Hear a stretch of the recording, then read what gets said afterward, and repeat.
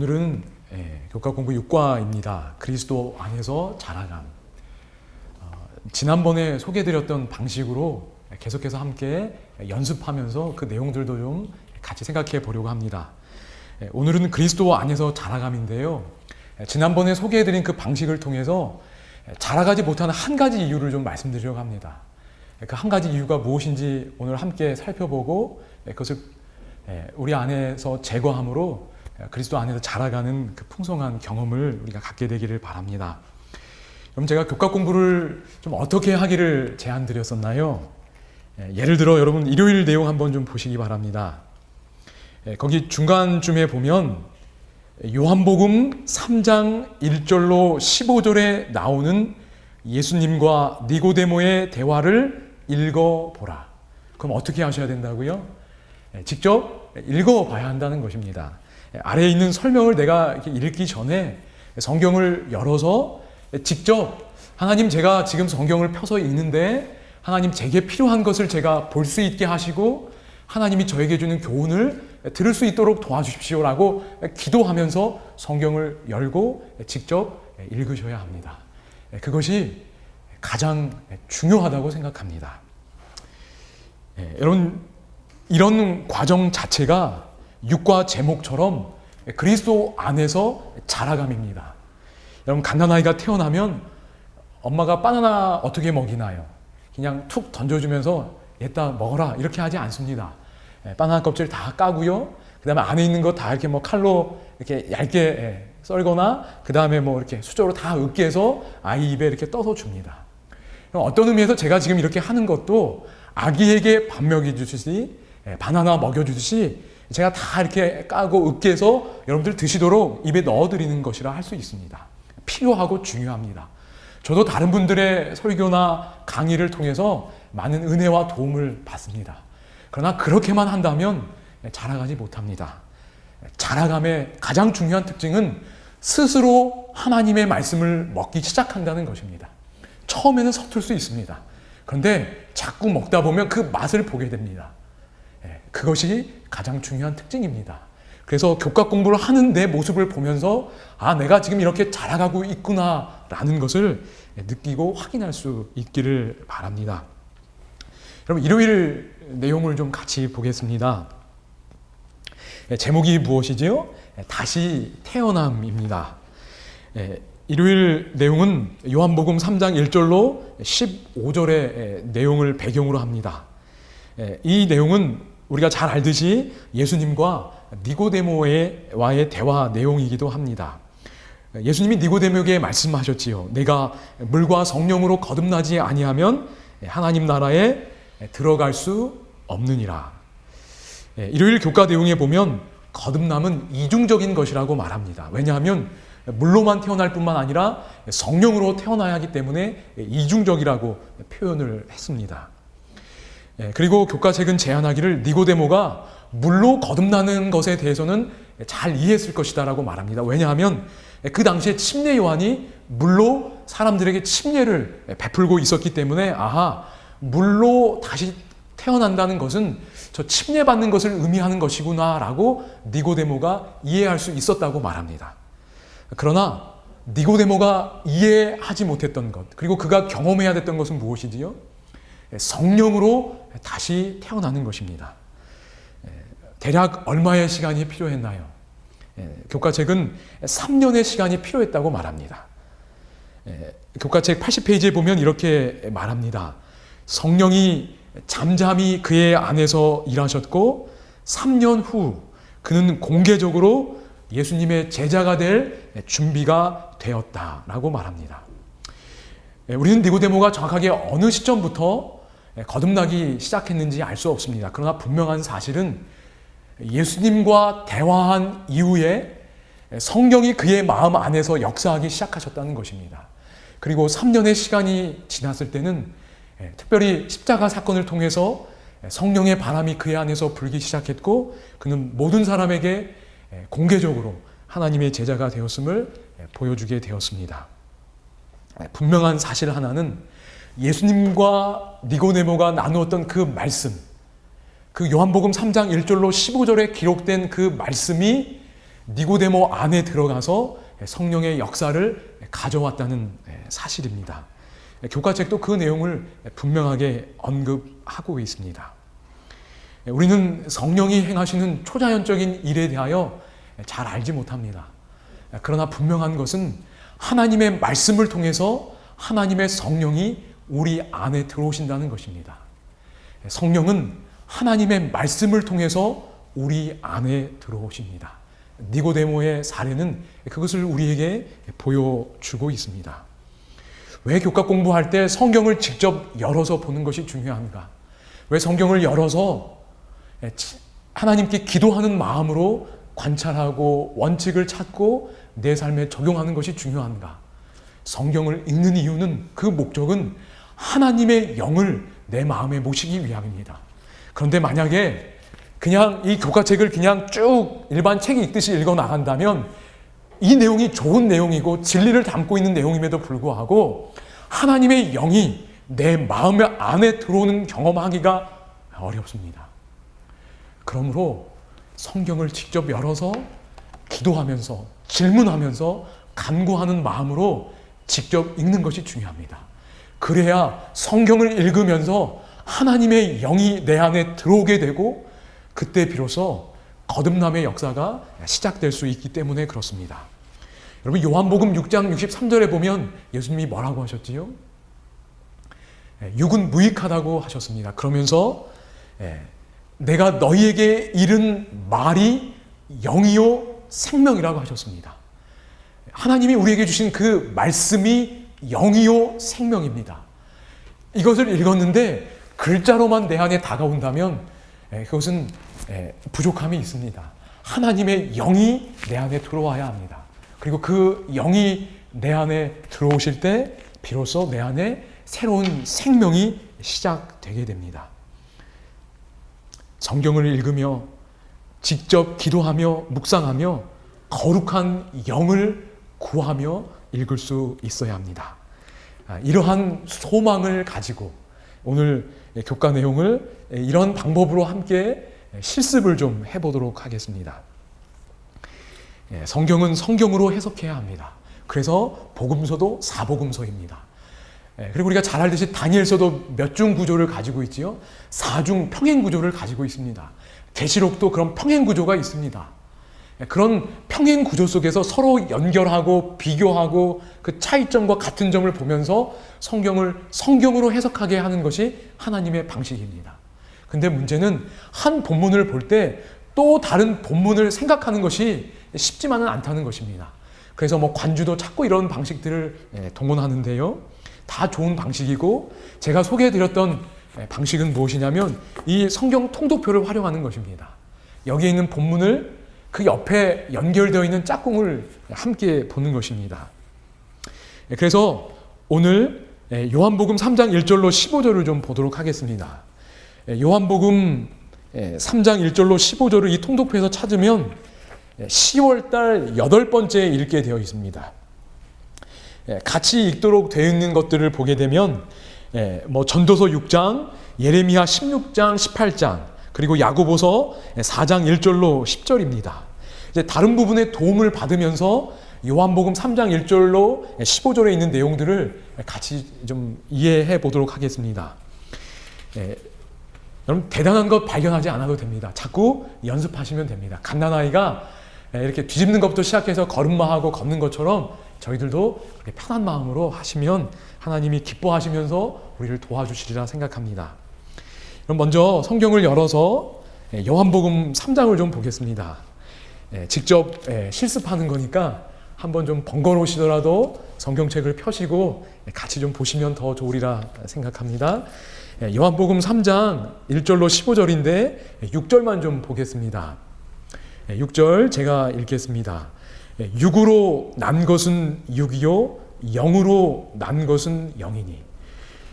킹 제임스 버전에 보면 영으로 난 것은 영인이라는 표현을 성령으로 났다라고 표현합니다.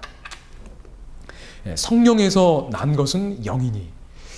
오늘 이 본문의 핵심 내용을 요약하고 있습니다. 우리가 가진 이 육체의 생명만으로는 안 된다는 것입니다. 그래서 우리는 성령으로 다시 태어나야 한다고 말합니다. 그래서 요한복음 3장 1절로 15절에 보면 계속해서 육으로 난 것과 영으로 난 것들이 이렇게 대비되고 있습니다. 그것을 대비하면서 예수님이 이야기하는 것들을 보게 됩니다. 여러분, 영적인 사람의 특징이 어떤 것일까요? 성령으로 거듭난 사람의 특징이 무엇일까요? 우리가 날마다 성령의 침례를 받아야 한다고 말하는데, 그럼 그렇게 성령의 침례를 받은 사람의 특징이 무엇일까요? 우리가 그 특징을 다른 부분에서 좀 찾아볼 수 있다고 생각이 됩니다.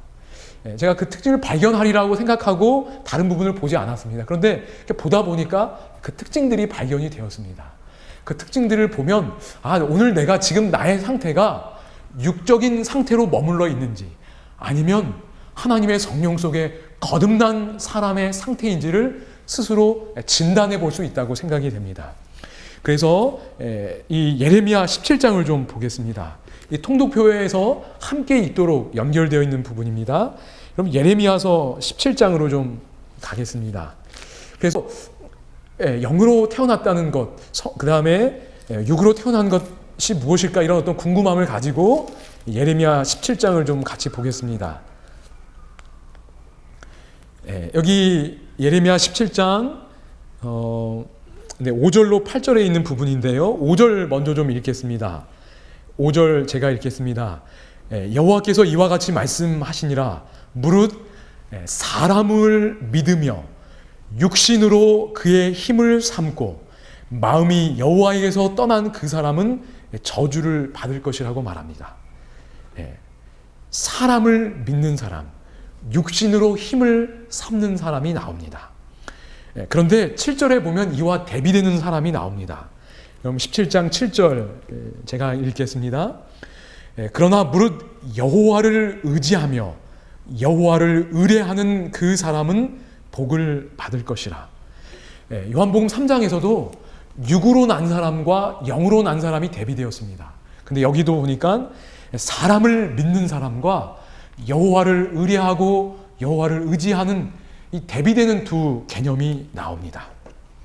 그래서 충분히 이 두 가지를 연결할 수 있다고 생각이 됩니다. 성령으로 거듭난 사람의 특징이 무엇인가? 여호와를 의뢰하는 사람입니다. 사람을 의뢰하지 않고 여호와를 온전히 의지하고 의뢰하는 사람, 그 사람이 영적으로 거듭난 사람입니다. 그것이 가장 중요한 특징이라고 예레미야서는 우리에게 보충해서 설명해 주고 있습니다. 그럼 8절 한번 볼까요? 그렇게 여호와를 의지하는 사람, 영적으로 거듭난 사람의 특징이 무엇인가?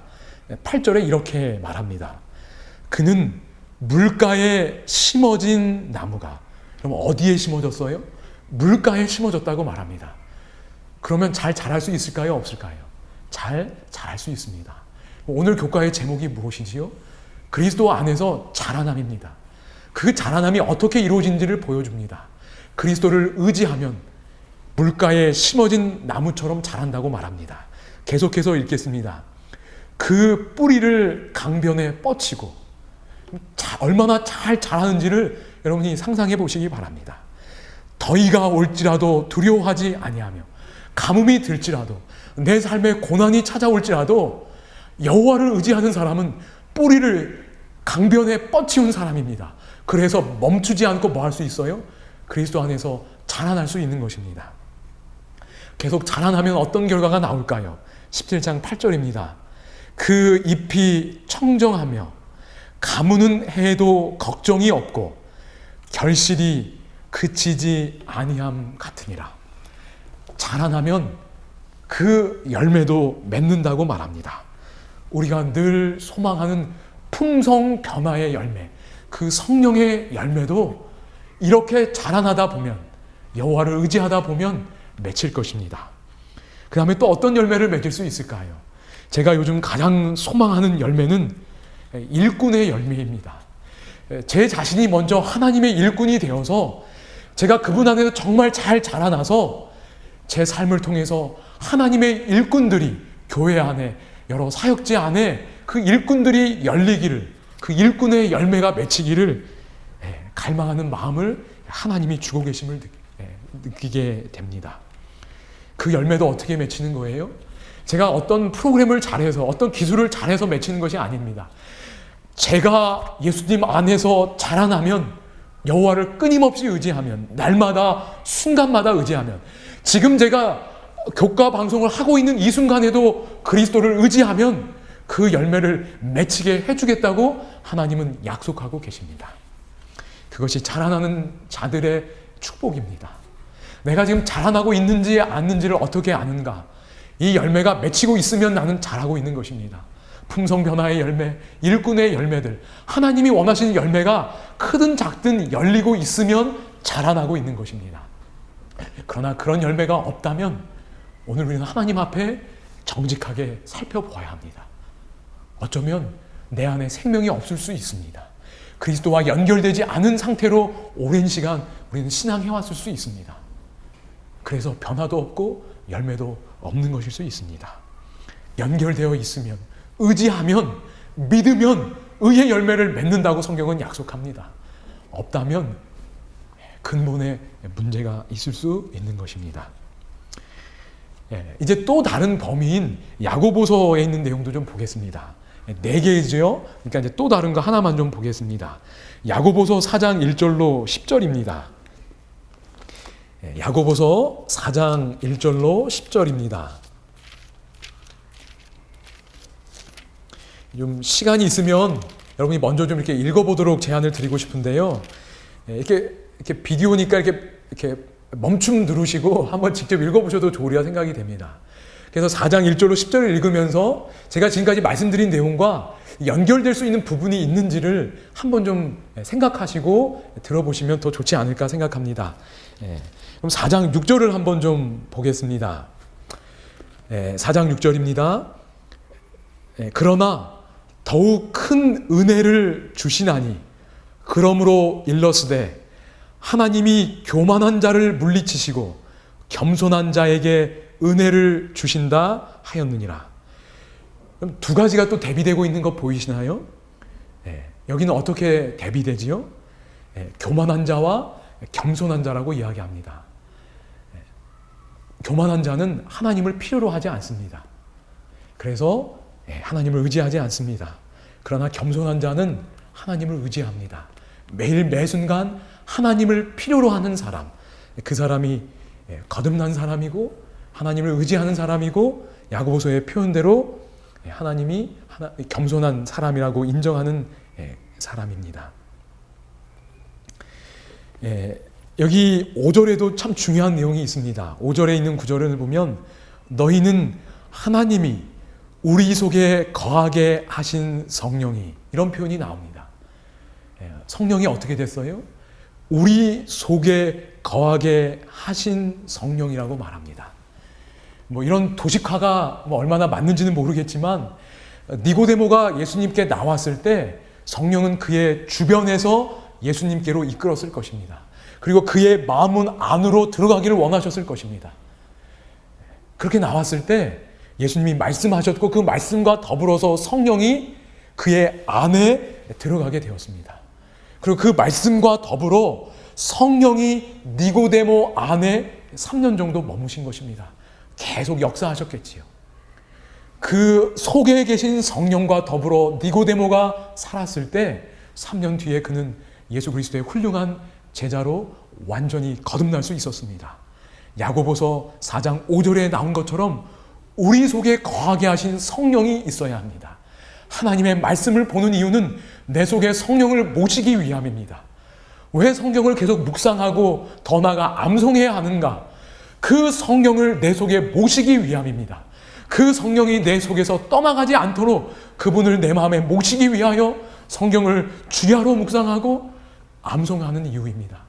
내 속에 성령이 거하시면 그 성령이 역사하셔서 나를 변하게 하시고 의의 열매도 맺히게 하실 것입니다. 지금 이런 방식으로 한번 교과 내용을 해보았습니다. 요한복음을 읽었고 그 옆에 있는 예레미야 17장도 읽었고 또 그 옆에 있는 야고보서 4장의 내용도 읽었습니다. 이렇게 연결하면서 좀 더 풍성하게 하나님이 주시는 성령의 음성에 기울이면서 무언가 생각하고 음성을 듣는 연습을 해 나갈 수 있으리라 생각이 됩니다. 여기 월요일 교과 내용에 보면 거듭나는 역사에 대하여 이렇게 이야기합니다. 거듭나는 것이 무엇인가? 교과책은 이렇게 표현합니다. 그리스도께서는 성령을 통하여 우리 안에 새로운 생각과 감정과 동기를 심으신다. 그분은 우리의 양심을 일깨우고 생각을 변화시키며 모든 세속적 욕망을 정복하고 우리를 하늘의 향기로운 평화로 채우신다. 성령이 내 안에 들어오시면 이러한 생각과 감정과 정서와 동기의 변화가 일어난다는 것입니다. 성령이 내 안에서 하시는 역사입니다. 그러면 이제 중요한 질문은 이렇게 성령이 내 안에 들어오셔서 내가 거듭났을 때 어떻게 하면 지속적으로 연결되어 자라날 수 있느냐는 것입니다. 이것이 화요일 교과 내용이 이 질문에 대해 좋은 대답을 준다고 생각이 됩니다. 화요일 소지에 보면 그리스도 안에 거함입니다. 그러면서 거기 요한복음 15장에 있는 포도나무의 비유를 듭니다. 우리가 포도나무의 비유를 잘 압니다. 우리가 포도나무에 연결되어 있을 때 우리가 가지라고 얘기하지요. 나는 포도나무요 너희는 가지니 그가 내 안에 내가 그 안에 거하면 사람이 열매를 많이 맺는다고 말씀하셨습니다. 그래서 가지에 맺히는 열매는 포도나무의 생명입니다. 그래서 가지가 포도나무에 연결만 되어 있으면 자연스럽게 그 생명을 얻게 됩니다. 그래서 거하라고 연결되어 있으라고 우리에게 말씀하십니다. 근데 왜 그러면 연결되지 못할까요? 처음에 그 연결되지 못하는 한 가지 이유를 좀 생각해 보겠다고 말씀을 드렸습니다. 근데 그 이유가 여기 요한복음 15장 그러니까 화요일 소지는 여러분 여기 보시면 아시겠지만 중간에 보면 요한복음 15장 4절로 10절을 직접 읽도록 이렇게 하고 있습니다. 그런데 이 성경 통독표에서 요한복음 15장을 찾아보면 12월 달에 읽게 되어 있습니다. 그래서 제가 12월 달로 가서 그 다른 범위들을 좀 함께 읽어보았습니다. 그랬더니 호세아 9장으로부터 12장을 함께 읽도록 되어 있었습니다. 그래서 이 요한복음 15장의 내용, 포도나무의 비유, 나는 포도나무이니 너희는 내 안에 거하라는 그 내용과 더불어 연결될 수 있는 우리의 생각을 좀 더 적용하고 넓혀줄 수 있는 구절이 있는지 함께 좀 찾아보겠습니다. 호세아 9장을 좀 펴서 같이 읽겠습니다. 지금 저희의 가장 중요한 질문은 뭐였지요? 우리가 원하는데 왜 그리스도와 연결되지 못하느냐입니다. 그 이유가 무엇인지를 이 호세아 9장은 이렇게 우리에게 대답해 준다고 생각이 됩니다. 호세아 9장입니다. 1절 한번 같이 보겠습니다. 1절 제가 읽겠습니다. 이스라엘아, 너는 이방 사람처럼 기뻐 뛰놀지 말라. 내가 음행하여 내 하나님을 떠나고. 하나님을 떠났는데 거기 보니까 뭐라고 그래요? 음행하여 하나님을 떠났다고 말합니다. 이방 사람들처럼 이방 사람들이 섬기는 신을 섬기면서 그들이 하는 의식을 행하면서 그들이 기뻐했다고 그런 음행을 통해서 하나님을 떠났다고 말합니다. 그럼 왜 우리가 그리스도를 떠나게 되는가? 왜 연결되어 있지 못하고 그리스도를 떠나는가? 그 이유는 음행이라고 성경은 이야기합니다. 여러분, 제가 사랑하는 사람이 또 우리가 사랑하는 사람이 생겼다고 합시다. 그러면 어떻게 해야 하나요? 그 사랑하는 사람과 지속적으로 교제하며 사귀어야 합니다. 그런데 만약에 그 사랑하는 사람과 더불어서 또 다른 누군가를 사랑하고 만나고 교제한다면 내가 처음에 사랑한 그 사람과는 그 사랑의 관계가, 신뢰의 관계가 온전할 수 없습니다. 그것을 성경은 음행이라고 이야기합니다. 그래서 호세아 10장 2절을 좀 또 보겠습니다. 9장 1절을 봤는데요. 10장 2절입니다. 그들이 두 마음을 품었으니 이제 벌을 받을 것이라. 몇 마음을 품었다고요? 두 마음을 품었다고 말합니다. 성경은 두 마음을 품은 것을 음행이라고 말합니다. 예수님도 좋아요. 그래서 예수님과 연결되고 싶어 합니다. 그런데 내가 예수님과 연결되고 싶어 할 때 또 다른 무언가와 사랑하는 마음을 갖고 있다면, 그 무언가도 떠나기 싫어하는 마음이 있다면 그것을 성경은 두 마음이라고 얘기하고 음행이라고 말합니다. 여러분, 두 마음을 품으면 누군가와도 사랑의 교제를 나눌 수 없습니다. 그것이 인간 세계의 법칙이기도 합니다. 사랑의 세계의 법칙입니다. 그런데 내가 예수님과 연결되고 싶다고 거듭나서 예수님과 연결되고 싶은 마음이 들었을지라도 두 마음을 품게 되면 예수님 이외에 또 다른 존재나 무언가에 내 마음을 주고 있다면 여러분, 연결될 수가 없는 겁니다. 그래서 어쩌면 오늘 우리 안에 변화와 성장이 없는 이유는 두 마음 때문에 그렇습니다. 예수님 이외에 무언가와 밀접히 연결되어 있기 때문에 그렇습니다. 그 마음을 버려야 합니다. 그래야 연결될 수 있습니다. 그리고 우리는 거듭남의 그 마음, 예수님과 연결되고픈 그 마음을 지속적으로 교제로 사귀며 나가야 합니다. 그래서 화요일 교과 내용에 보면 이렇게 표현하고 있습니다. 방금 나무에서 분리된 가지는 당분간 살았지만 곧 시들어 죽게 된다. 두 마음을 품으면 단절되는 것입니다. 마찬가지로 우리도 그리스도와 연결되어야만 생명을 얻을 수 있다. 그리고 결실을 얻으려면 이러한 연합이 유지되어야 한다. 근데 이 연합에 유지되는 핵심이 뭐라고요? 두 마음을 품지 않는 것입니다.